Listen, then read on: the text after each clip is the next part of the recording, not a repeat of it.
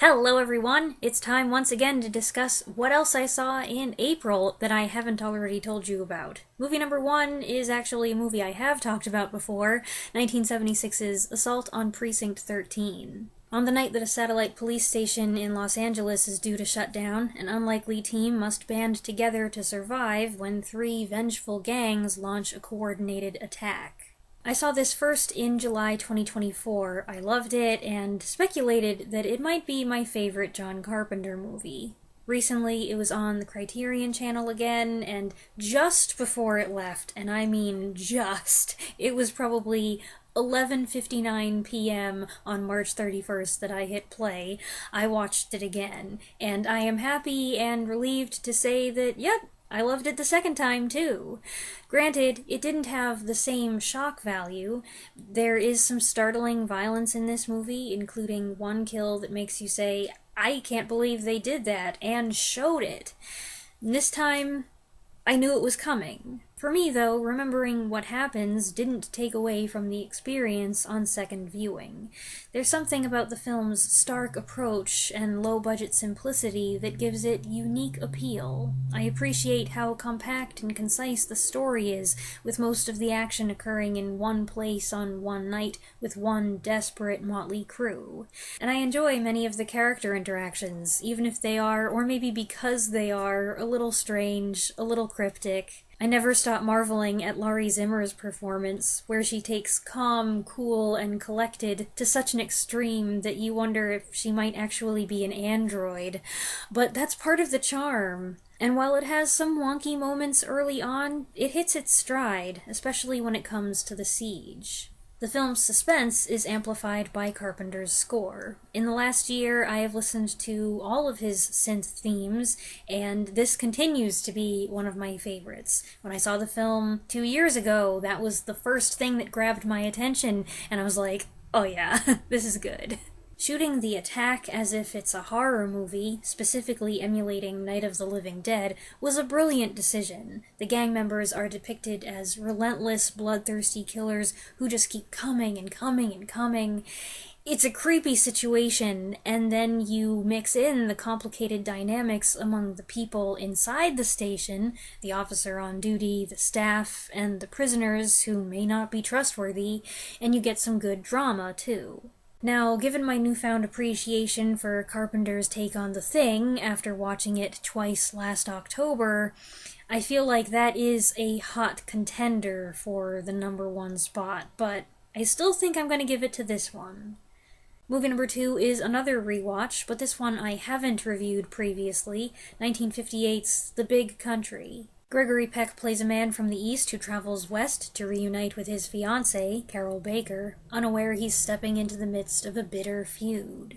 This epic western has a great cast. In addition to Peck and Baker, there's Gene Simmons playing a schoolteacher who owns a pivotal plot of land, Charles Bickford as a rich cattle rancher and Peck's prospective father-in-law, Charlton Heston as his loyal foreman. The head of the rival canyon-dwelling clan is played by Burl Ives, and I gotta say, I think I like Burl Ives better as an actor than as a singer. I know that's probably controversial. Yes, he is a staple at Christmas time, but he's not one of my favorite voices of the season, and I have heard him sing Funny Way of Laughing just a few times too many. So, yeah. But as an actor, I think he's an underrated talent. Considering his cheery, folksy singing style, he proved to be very good at playing mean, intimidating patriarchs, here and in Cat on a Hot Tin Roof. And Chuck Connors plays his lousy son, who lives to make trouble and has his eye on the schoolteacher. Rewatching this, I found out that my memory had somehow conflated Connors and Heston's characters. Heston's foreman is kind of a jerk, a jealous man spurned by the object of his desire, but there's more to him than that, and Connors' bully is by far the more despicable of the two. There's a lot of story, a lot of relationships to explore, and tensions to expand on, and these are complex characters, but the film handles it all smoothly, giving each actor ample opportunity to shine. I don't think my mom is keen on this movie. Peck's refined naval officer immediately clashes with the Wild West culture,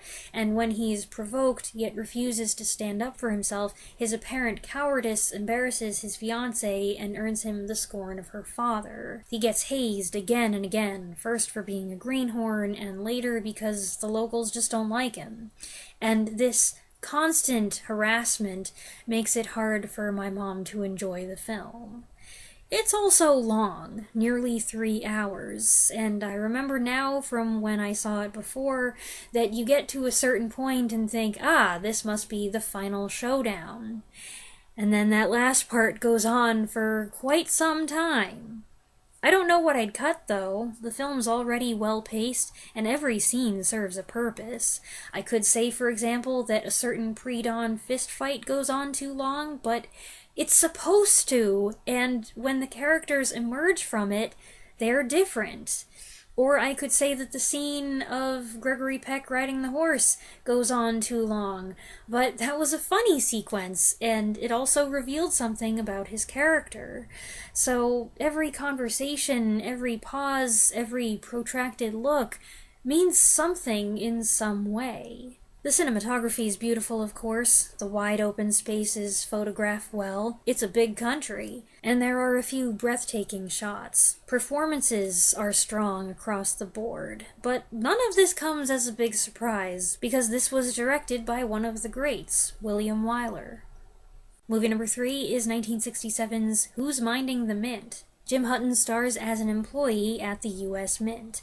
When he accidentally brings home and destroys $50,000, he concocts a plan to print replacement bills before anyone notices. But he can't put this plan in motion on his own, and to his horror, he finds himself assembling a bizarre team to perform a heist on the U.S. Treasury. At first, this was rough going for me. The style is very 60s, which gives us cool music, courtesy of Mission Impossible's Lalo Schifrin, and fun hairstyles and fashion, but also some very 60s editing, which is kinda hokey. And then there's Hutton's character, who exists in this murky gray area. I couldn't decide if he was unscrupulous or inept, but either way, I didn't really like him. But then the film took an absurd turn, and it became very silly. Somewhere in the middle, we deep dived into screwball comedy territory, and you have everybody rushing to the heist in the most insanely impractical outfits because they didn't stop to change, and Walter Brennan brings along his pregnant dog, and that dog is basically Chekhov's gun in this story. And as the situation became more and more outrageous, I couldn't help being tickled. Nobody acts logically here, and there are a few things that happen that are downright stupid, but I couldn't help laughing. It was just so bonkers. The supporting cast is a hammy who's who, including Milton Berle, Joey Bishop, Bob Denver, Jack Gilford, Victor Buono, Jamie Farr. Walter Brennan plays Hutton's buddy, who was forced to retire from the Mint and is itching to get his hands on the press one last time. And Dorothy Provine plays Hutton's sweet, deluded co-worker. I don't think this movie's for everyone. It may very well drive you crazy, but it won me over. Movie number 4 is 2009's The International. Clive Owen plays an Interpol agent working with Naomi Watts' assistant district attorney to expose a bank suspected of arms dealing when key players in their operation begin turning up dead. It's a global thriller with some very good suspenseful moments and an excellent shootout that makes Swiss cheese out of a pretty famous art museum. Admittedly, this is the type of movie where I sometimes struggle to keep up with the exposition. It comes at you relatively fast, and there are a lot of names and faces, and foreign names and faces that I don't recognize, and then there are all these betrayals and twists, and you've got to pay close attention or else you will lose track of some of the details. So there were some times where I was like, who's this? Wait, is that the same as that guy? But I enjoyed it anyway. Clive Owen's character seems a little brutish and inaccessible, but he is persistent, smart, and ultimately a good guy. He also has good professional chemistry with Naomi Watts. The film doesn't overdo it with banter, but it gives you the sense that these two characters work well together, they respect and even like each other, without any hanky-panky nonsense. And I really liked the two NYPD guys who assist them in New York. They were kind of fun, and the movie needed them. I did feel it starting to drag toward the end. As we were approaching the dramatic wrap-up, I was feeling restless, and after the intensity of the preceding scenes, the final part felt anticlimactic. But overall, I really liked this movie. I know it might sound like I didn't, but I did. Movie number 5 is 1948's Berlin Express. In this post-war thriller from director Jacques Tourneur, a German peacemaker who has been making a plea for a unified Germany is kidnapped. His secretary, Merle Oberon, enlists the aid of 4 fellow train passengers, an American, a British man, a Frenchman, and a Soviet, to track him down. I thought that I had seen this before, but I hadn't, so I was probably mixing it up with Hotel Berlin, excellent movie, and Sleeping Car to Trieste, and something else, maybe. Well, I wouldn't get it confused with The Lady Vanishes, but it does remind me of The Lady Vanishes just because they both have Paul Lucas on a train. Robert Ryan plays an agricultural expert who fought in the war and is now visiting Berlin on business. He finds himself struggling to overcome his prejudice when facing his former enemies. It's interesting how this screenplay was done. The main story by German-born writer Kurt Siodmak, who I just talked about last week, interwoven with the bigger picture of Germany's broken and battered status and the tenuous partnership of the victors. A good deal of footage of bombed-out Berlin is used, accompanied by Paul Stewart's narration, which almost makes this feel like a travelogue with socio-political commentary. The cast is good. It's nice to see Robert Ryan playing a lighter personality than usual. I rather liked Roman Toporov as the reluctantly cooperative Soviet lieutenant, and Charles McGraw has a small uncredited role as an army officer leading an interrogation. Seeing him reminded me of another great train movie, The Narrow Margin. It's a good suspense film with some striking visuals, and it leads you all over Berlin. And there's a particular shot near the end. I can't show you a picture of it, and I can't describe it because it's a spoiler, but if you've seen the movie, maybe you know what I'm referring to. It's a tense moment, it involves a reflection, and it's just beautifully executed. The composition, the blocking, ugh. Also, I love a good train movie, and while this one does spend a chunk of time off the train, plenty of the action occurs on it, so it definitely counts, and I was satisfied.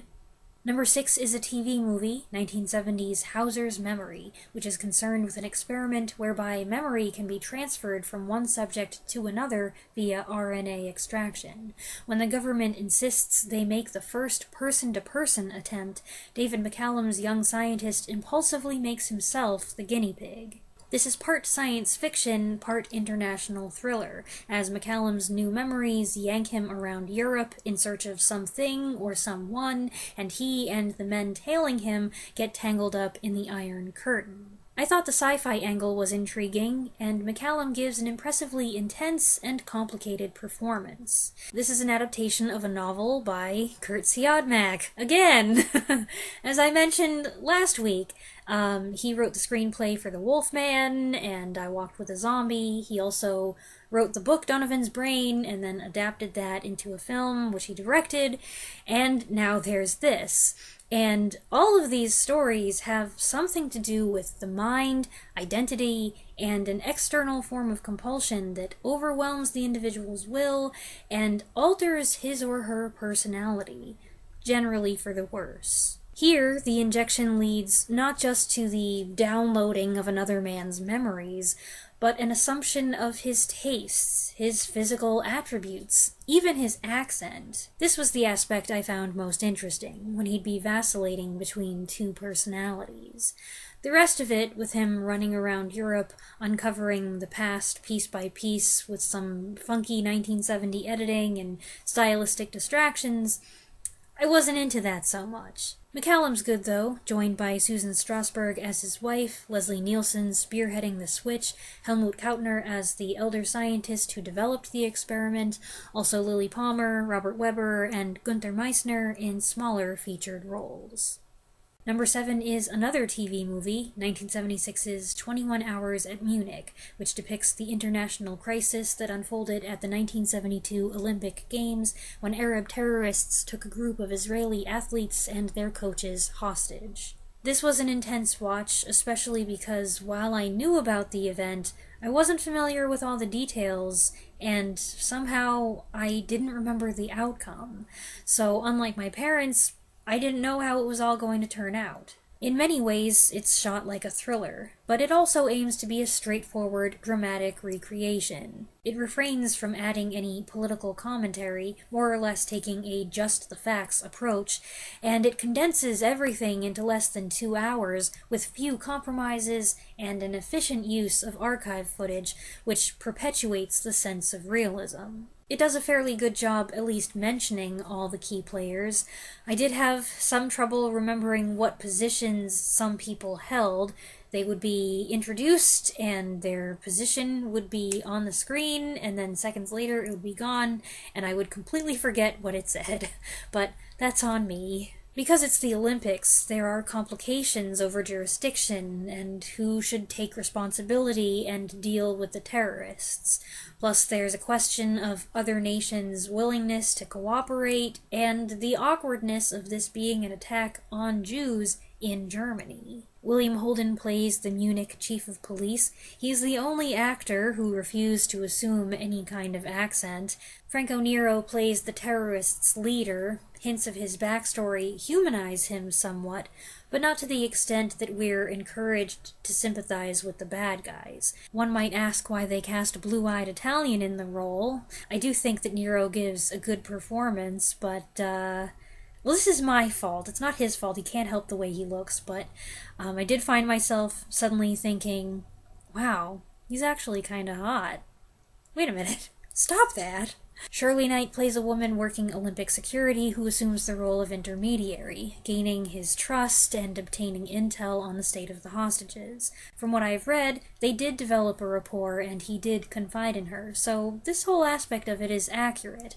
That said, the film makes a little more of a suggestion that there's a soft spot that develops there, and I felt like, what are we doing here? They even show him light a cigarette for her, the Paul Henreid way. I immediately recognized it, and then I was like, was that really necessary? I was also bewildered by some of the terrorists' conspicuous outfits, which they deliberately change into. One of them looks like a caricature of an American cowboy, and Franco Nero looks stylish enough to walk onto a modeling shoot. But where this was based on a real and recent event, I have to assume it wasn't just a weird costuming choice. And overall, I thought this was very well done. It's an engaging watch, but still compelling and effective. And for the record, it was totally an accident that I ended up with 3 movies in a row set in Germany. And really, it's 4 movies because the International goes to Germany as well. And you know what? In a few minutes, I'm going to talk about some Werner Herzog stuff. He's German. I don't know how this happened. I promise it's all coincidental. Movie number 8 is 1954's Blackout, released by Hammer in the UK as Murder by Proxy. In this noirish British mystery, Dane Clark plays a broke American who is approached one boozy night by a friendly blonde who makes a bizarre proposition.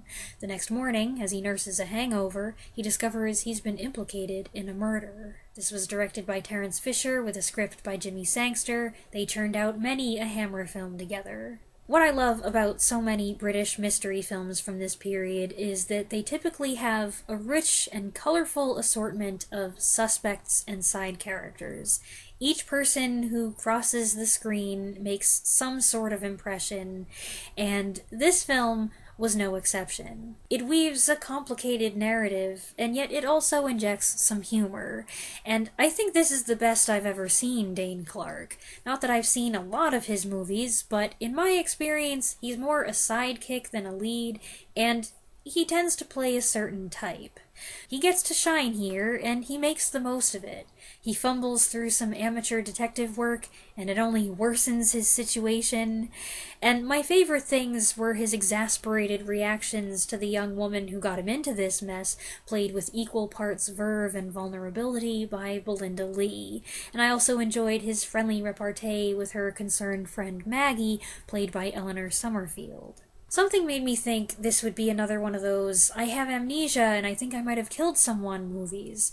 You would be surprised how many of those they made in the 40s and 50s, and I feel like I've seen an awful lot of them. So I almost gave it a pass, but I'm glad I changed my mind, although there were a couple points where I felt a little confused, including the ending. It was an engaging mystery, and an entertaining movie overall. Movie number 9 is 1955's All That Heaven Allows. In this melodrama directed by Douglas Sirk, Jane Wyman's wealthy widow begins a romance with her hunky gardener, Rock Hudson, and everybody in her affluent suburban community loses their minds. This is a beautiful-looking film, that's for sure. The Technicolor makes everything pop. The autumn leaves, the blue car, Wyman's red dress, Hudson's cozy plaids. It's crazy to me how they got the contrasting warm and cool lighting to glow so perfectly, often within the same shot, often divided right along the center of the frame. And I noticed Sirk wasn't afraid to keep his actors in the shadows.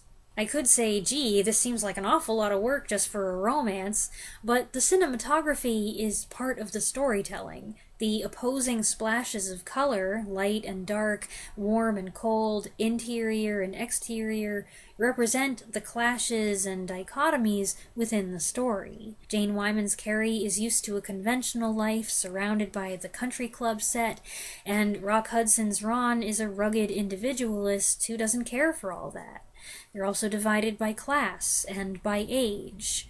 I do wonder if today's viewers would even perceive the age gap just going off of appearances.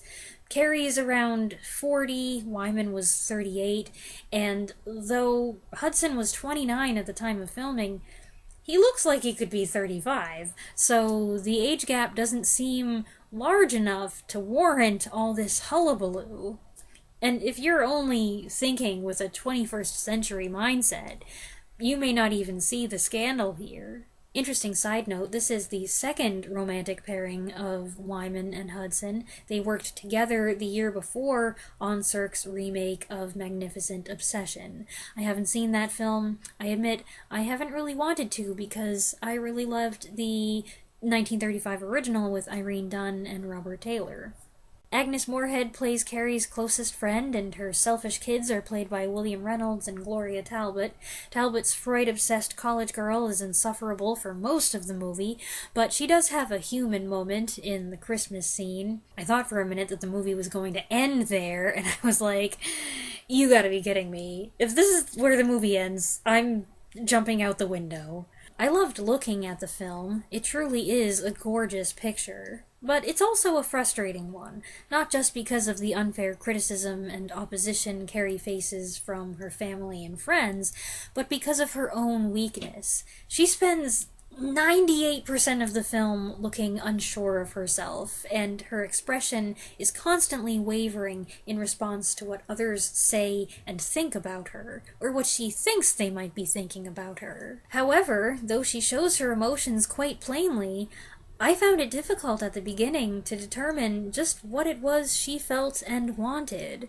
There's a lot of, no, yes, I changed my mind going on here, and I found Hudson hard to read at first, too. Here's something fun and irrelevant. As soon as this lady spoke, I was like, Cinderella's stepmother? And I was hoping that she would say something else, and she did, and I was like, Maleficent! That's her! And sure enough, voice actress Eleanor Audley is uncredited as Mrs. Humphrey, one of the catty ladies at the party. She only has a couple lines, but I'd recognize that voice anywhere. I haven't watched Sleeping Beauty all those times for nothing. I'm glad I finally watched this, because I did like it. It's the kind of romance that can drive you crazy if you let it, but I think that that's a positive sign that you've been pulled in and the story is having its intended effect. Moreover, I loved the look of it and the artistry, which went far beyond expectations, or some would say necessity. And now I'll conclude with the Werner Herzog segment of today's video. I find German filmmaker Werner Herzog a very interesting character. We don't really share a similar worldview, but there is something about his personality and the way he expresses himself and the stories he chooses to tell that I find appealing. Since having the Criterion Channel streaming service, I have found it strange that even though they had all these artsy-fartsy foreign films and documentaries, they didn't have anything of his. It seemed like a gross oversight to me. All they had was the 1980 short Werner Herzog Eats His Shoe, which he didn't make. I did watch that though, and it's very fun. So, a few months ago, when they debuted a Werner Herzog collection, I was like, it's about time! And I was all excited to watch a whole bunch of his films and documentaries. And then I became so busy with other things that I never got around to watching them, and on May 1st, they were removed. I did manage to cram a few into this last week, though. I prioritized, I made a list, I looked up what was available on YouTube and on Tubi, and what I would have time for this week, and these are the things that I decided to watch.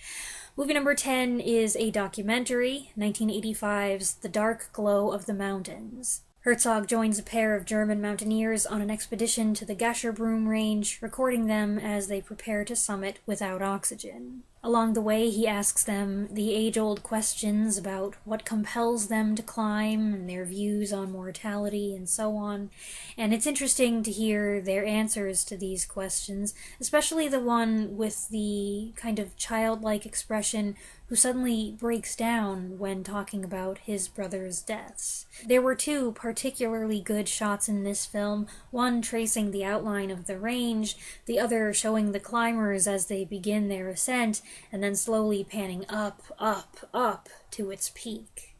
Movie number 11 is another documentary, 1992's Lessons of Darkness. Adopting the persona of an alien just arrived on Earth, Herzog presents a look at Kuwait after the Gulf War, after the Iraqis have destroyed the oil fields in their wake, leaving behind a barren, post-apocalyptic landscape.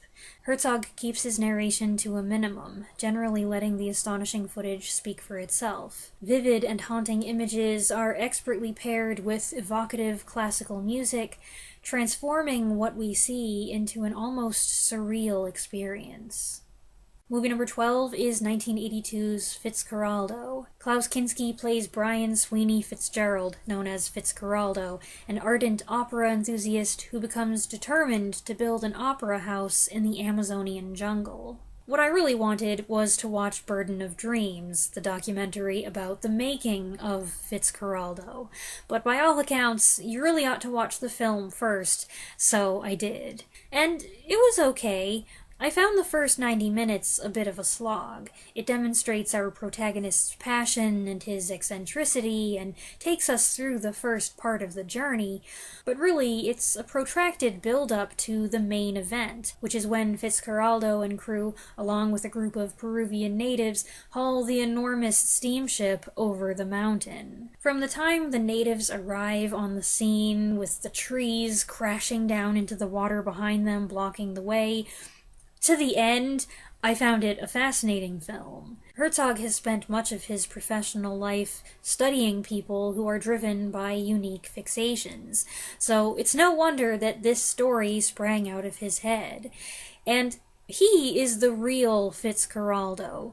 He heard a story that gave him this idea, and he became bound and determined to shoot this movie and drag the boat through the jungle at any cost. You can't watch these scenes and not think, this is madness. It's impressive enough in context, but when you realize that what you're seeing is real, there are no optical effects, no miniatures, no digital effects, that's when it blows your mind. This was truly an amazing feat of engineering and persistence, and a massive headache for all involved, and that's why you've got to go on to watch the making of documentary, not just to understand how they achieved all this, but to find out just how insane everything was behind the scenes. Therefore, movie number 13 is 1982's Burden of Dreams, a film made by documentarian Les Blank about the troubled production of Fitzcarraldo. This was an excellent making of, and I freely admit that I enjoyed it more than the movie itself. Having watched both back to back, I do feel like I could have gotten away without seeing the movie first. However, it was probably best to follow the logical order. I had previously seen footage from both Fitzcarraldo and Burden of Dreams online and in Herzog's Incident at Loch Ness mockumentary, so I did know a few of the stories, and I'd already seen his famous monologue about the jungle, the one where he says that the birds don't sing, they screech in pain. But there was a lot I didn't know about the opposition they faced, and the countless setbacks and failures. I found the part where they shoot the climactic scene in the rapids especially chaotic and dangerous, and my biggest takeaway is that Herzog was truly hands-on, up close and personal, knee-deep in mud just like everyone else, getting knocked around on the boat, and constantly switching from English to Spanish to German in order to communicate directly with everyone involved. He is kind of intense, but he never loses his sense of reality and a sense of very subtle humor. When he's asked what he'll do when the film is finally completed, he jokes that he shouldn't make movies anymore, he should go to a lunatic asylum right away. What surprised me is how little footage is shown of him butting heads with Klaus Kinski. Kinski was a fiery, committed actor, good at playing deranged individuals, maybe because he was a little deranged himself, I don't know. I've always found him kinda scary, kinda creepy. He worked with Herzog on several films, I think 5, but they had a tumultuous partnership, which Herzog himself made a documentary about years later titled My Best Fiend. Now I'm wondering if the blow-ups that I'm thinking of, that I've seen footage of, are actually covered in that documentary, as well as the stories about them trying to kill each other, and the natives conspiring to murder Kinski because they thought he was a demon. That might have been part of the filming of Agir, the Wrath of God, so I might have mixed these things up a little bit. I enjoyed this a lot, though. It's a great look at some extreme filmmaking, and it's an adventure tale in and of itself, with Herzog as the star.